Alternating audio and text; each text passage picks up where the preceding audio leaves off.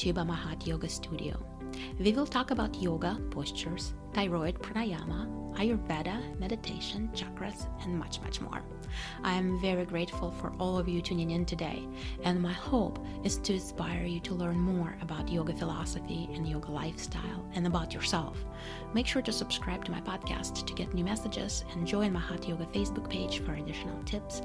You can catch additional information on my website at www.mahatyoga.com. Enjoy today's message.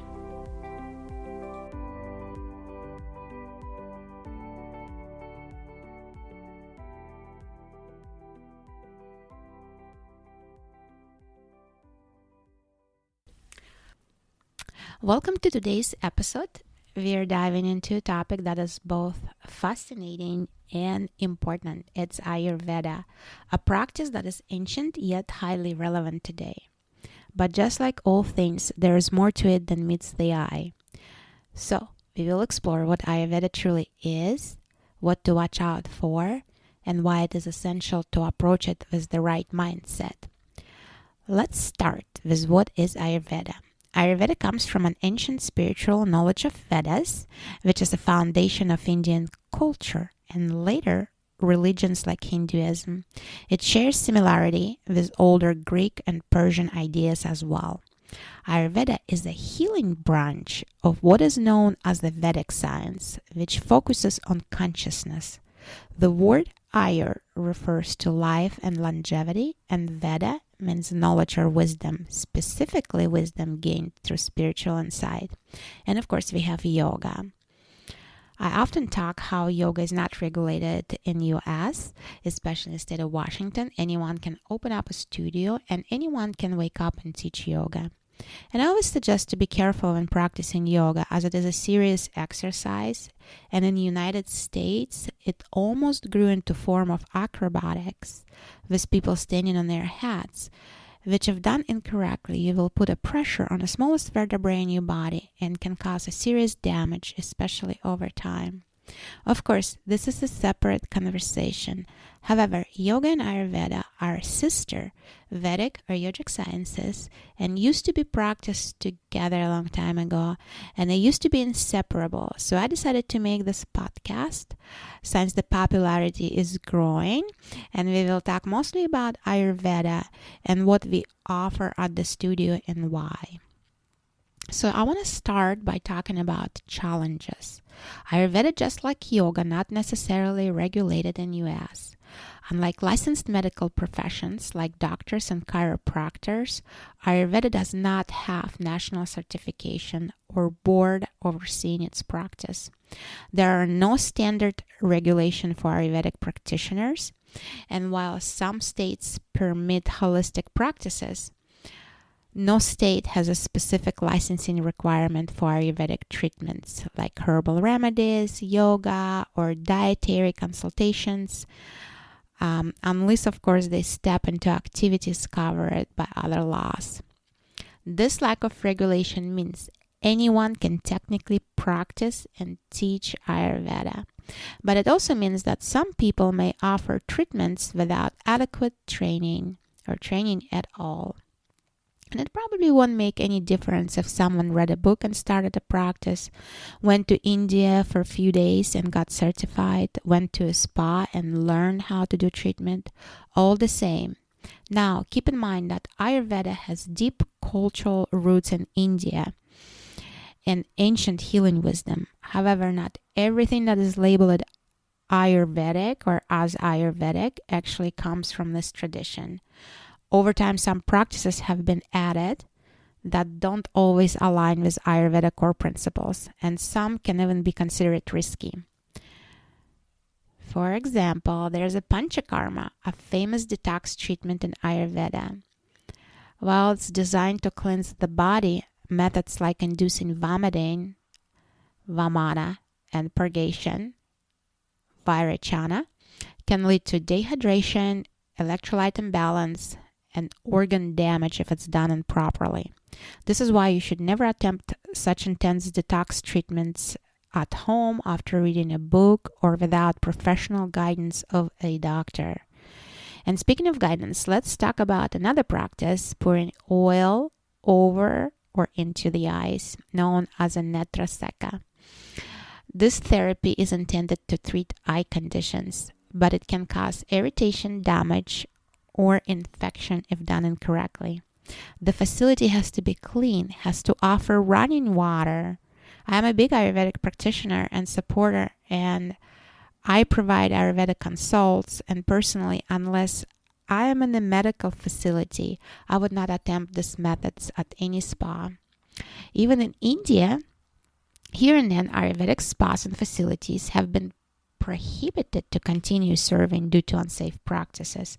For example, in 2019, the Kerala government, which is known for its Ayurvedic tourism, issued a warning and took action against several Ayurvedic spas and resorts in the state that were not following proper standards, particularly in terms of cleanliness, authenticity, and safety of procedures. In some cases, the government had to shut down businesses offering unregulated Ayurvedic treatments, especially those that involved procedures like Panchakarma again, detoxification treatments, or herbal oil therapies that posed health risks due to improper administration or unqualified practitioners. Meanwhile, this spas can come here to state of Washington and open a spa without any regulation and oversight. So keep this in mind, especially when it comes to practices like improperly heated oils. For example, heating oils in the wrong temperature can alter their chemical structure, which can lead not only to skin irritation, but burns or even toxicity.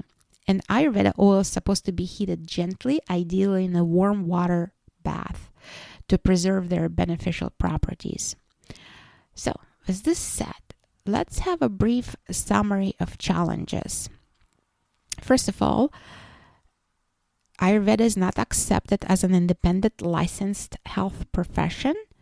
Secondly, there is no standard or uniform training in Ayurveda. No standard for uniform clinical practice in Ayurveda. No large-scale research in Ayurveda. It's not accepted by health insurances. And there's no way for us to attest to qualification of Ayurvedic practitioners.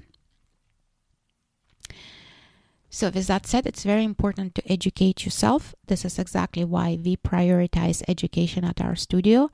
Before embarking on any Ayurvedic treatments or adding herbal supplements to your routine, it is essential to have a basic understanding of Ayurveda and its principles and how it applies to your body specifically. We want to ensure you know your doshas, your body unique constitution, and how it functions, so you can make informed decisions about your health. And don't rely on Google, please. What I'm seeing on Google is not always what essentially we'll learn in our training. Ayurveda is an ancient system of medicine with texts written in classical languages like Sanskrit, and has a very complex concepts that may be misunderstood or oversimplified when translated or adapted into modern context. Many times we don't even know where the source of information comes on Google, and may not be necessarily ancient texts. So we teach you your doshas, we teach principles, we check with you to see how you adapt, and then we move to other things like gunas and yoga for your doshas. And then we have a quick tailored program for you where you are aware about herbs and other treatments like Ayurvedic massage, sound healing, aromatherapy, and what kind may be the best for your body. With this knowledge, you can make an informed decision and provide informed consent when it comes to Ayurvedic treatments. When you work with us, our studio, online or in studio, our goal is to guide you through Ayurvedic principles, helping you to understand the basics before jumping into advanced treatments or any treatment for that matter. Remember, Ayurveda works for many people, but it's important to know if it is the right approach for you. It's not about blindly following trends or chasing the latest miracle cure. you might simply discover that Ayurveda isn't the path for you. With that said, our consult will save you time and money and energy by finding out how it truly works, what it takes, if this is the right approach for your body, for your mind, and lifestyle. And then you get to test drive our suggestions. I have noticed that people often start out feeling inspired and motivated, investing in their diet, only to feel overwhelmed just a week later. This is why our consultations are spread out, so you have the time to gradually adjust, see the progress, and adapt to changes at your own pace. Personally, I experienced relief within a couple of weeks following Ayurvedic approach, but I took it slow, starting with small changes that I could stick with. This is exactly how I structure our consultation, to give you time to adjust, learn, and tune in how your body feels. It's well known that we don't change simply because we know something. We change because of how our body and mind feel. And also, when doctors give us prescription, we don't take whole bottle of pills in 1 week, right? In 1 day. They're spread over 30 or 90 days. Then we go back to the doctor and adjust. Same thing with Ayurveda. You can't just make a lot of changes in a short period of time and then say, okay, I'm done, I feel better. It's a lifestyle, it's a change. And I'm a big proponent of Ayurveda, but I'm also a big proponent of holistic treatments, and I work to understand my body. And while I practice Ayurveda myself, I understand that it takes a time and it takes an effort. So now let's dive into the core of Ayurveda. Before exploring Panchakarma or other exotic therapies, it's crucial to first establish a solid understanding of the basics. This includes maintaining daily routines, understanding your doshas, and learning how to balance your body needs with the environment and any changes in the environments, including seasonal changes. These are foundational principles that are essential for long-term health. When it comes to illness or disease, it is important to recognize that there are 6 stages of disease, which you must also understand before jumping into any treatment. We have accumulation, aggravation, overflow, relocation, manifestation, and diversification. So basically, it's like a glass of water, right? If you keep pouring that water into a glass, it's going to accumulate at first, then it's going to start getting bigger and bigger and bigger and overflow, and that water is going to flow into somewhere else, and now it's going to start getting a variety of things wet, right? So you accumulate your doshas, then the doshas start getting slow, aggravate the body, then the doshas overflow and start relocating, and then you start getting symptoms, and then the doshas start diversification. Okay, Ayurveda mostly focuses essentially on prevention, right?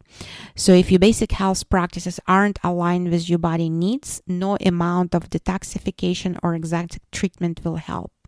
It's not about quick fixes. It's about a balanced, consistent approach to living and eating in harmony with your body and natural rhythms. Example would be, if you detoxify today, you feel great, but if your body is not functioning correctly, you will start collecting those toxins over and over again pretty much the next day. So if you're interested in Ayurvedic practices, we will be happy to help you. This was essential idea for us of starting this yoga studio.